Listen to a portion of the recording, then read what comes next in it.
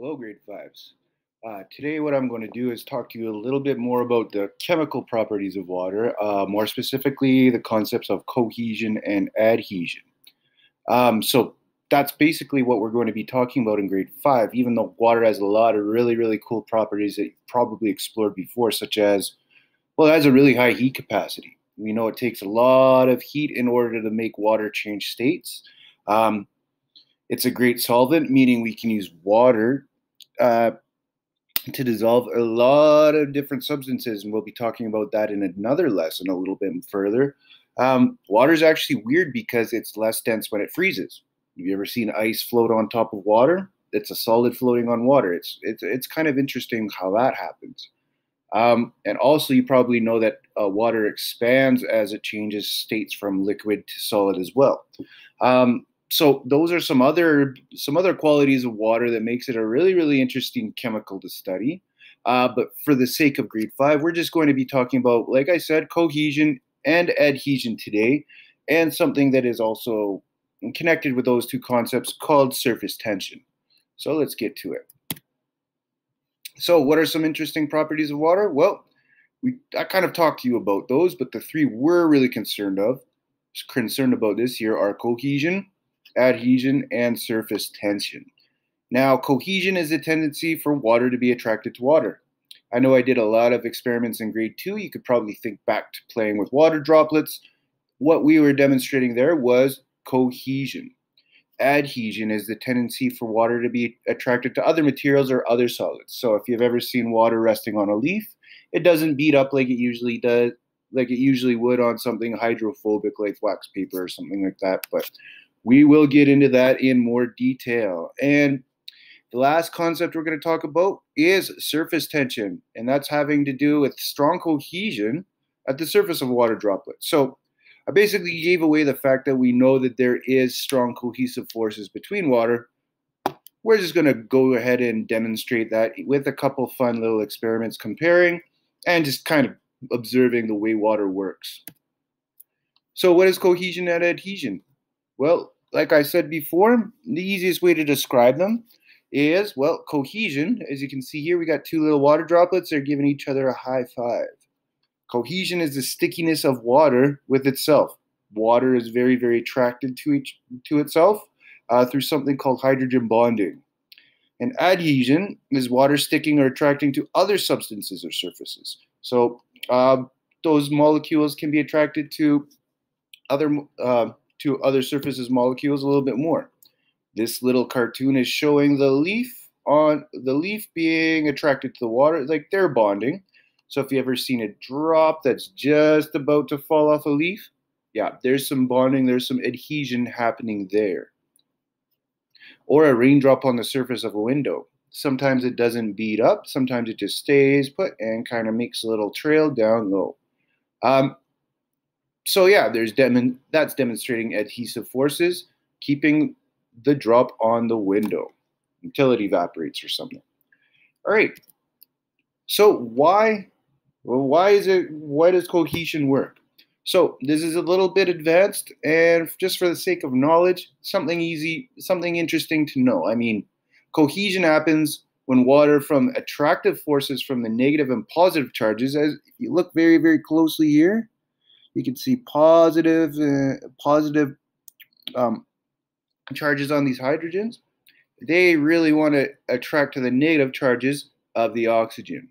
It's just like magnets. When you remember that polar opposites attract, it's kind of the same idea.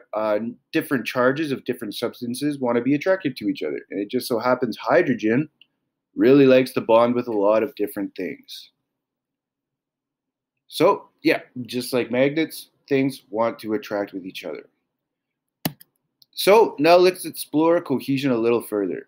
This is where I want you guys to pause the video, and we'll go through the experiment together. I'm just going to pause this video, move on to my actual experimental demonstration. It's something you guys can do. I have linked what you'll need, and it's just a little bit of an observatory kind of experiment. There's not much to it other than really taking a look at cohesion a little bit further. So some items you'll need from around the house are a butter knife, a little medicine dropper. I got mine right here.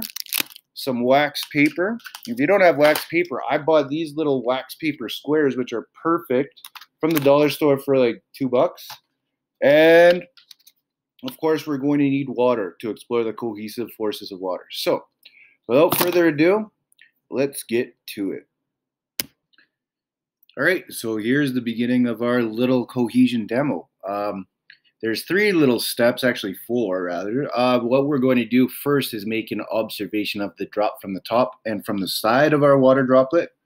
We are going to observe what happens when we drop another droplet on our first droplet.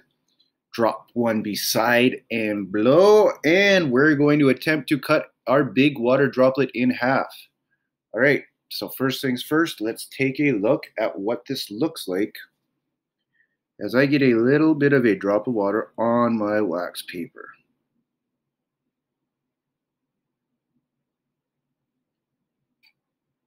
So I'm actually observing a very, very specific shape here. Very, very interesting. Now I know that the wax paper is hydrophobic, so the water is really attracted to itself more than it is the paper. All right, I'm going to attempt to move my camera down to the side in order to observe the droplet.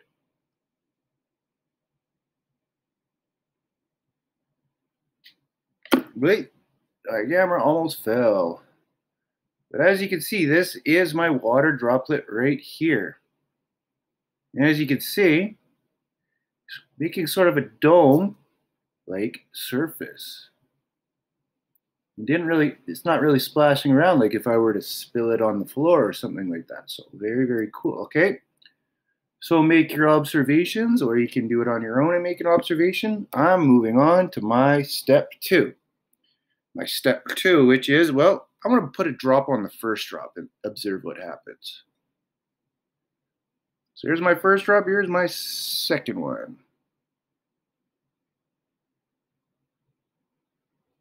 But many more than one drop just for the good old-fashioned dramatic effect. And it appears as though it got a lot bigger. The water, the new drop just seemed to attract right with all the other water particles just to form a bigger circle. Looking on the side, it is still very, very dome-shaped. So I'm going to try and see what this looks like if I put a drop beside and I blow. I'm going to put my other drop over here. Oh.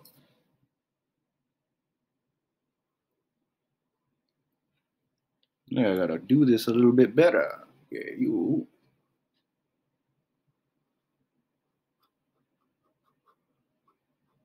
You can do it. It absorbs right in. Very attractive. That must have looked really cool. I look cool from my perspective. And now, for my last part of my experiment, I'm just going to try rolling this water droplet back to the middle. I'm going to try cutting him in half with I didn't get a knife. I got a ladle. I thought it'd just be a little more appropriate and a little more safe. And I'm sure you can find this and do it on your own. Don't get a knife. So, cut it in half.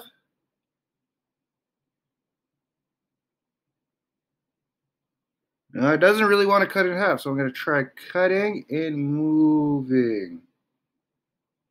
It's still attracting. Cut in half, cut in half, cut in half. Water is extremely attractive by the looks of things. So you can make your observations as well. If you can actually cut this in half, it is very, very challenging.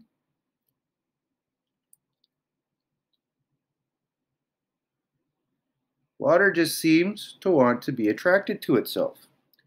I don't know. I think that's probably cohesive forces at work. All right, so what I would like you to do is just make sure you go through these steps and, record your observations because, hey, well, this is pretty cool. All right, and I'm going to just show you. I'm not going to get you to demonstrate anything. I'm going to show you a little bit of adhesion at work. There is only a couple little demonstrations and explanations I want to give you. So we'll go back to the slideshow, and I'll walk you through those. So now that we've taken a closer look at cohesion, what we're going to do is do a very simple experiment that that has to do with adhesion, which is water being attracted to other materials. I mean, we know water is very attracted to water, but now we're going to show you a little concept called capillary action, which you may remember from grade 4, which is how the roots get water from the ground and other nutrients all the way up to the leaves and other parts of the plant. So this is kind of how it works. Water is really attracted to other substances as well. And sometimes those attractive forces are even stronger than water is to itself. So the adhesive forces can be stronger than the cohesive forces, if that makes any sense. So the best way to describe that is by using a simple paper towel and a simple glass of water.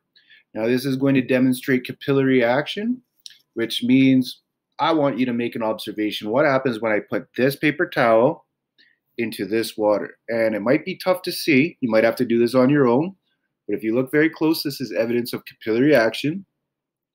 And I'm just going to put just the very tip of my paper towel in the water and observe what happens.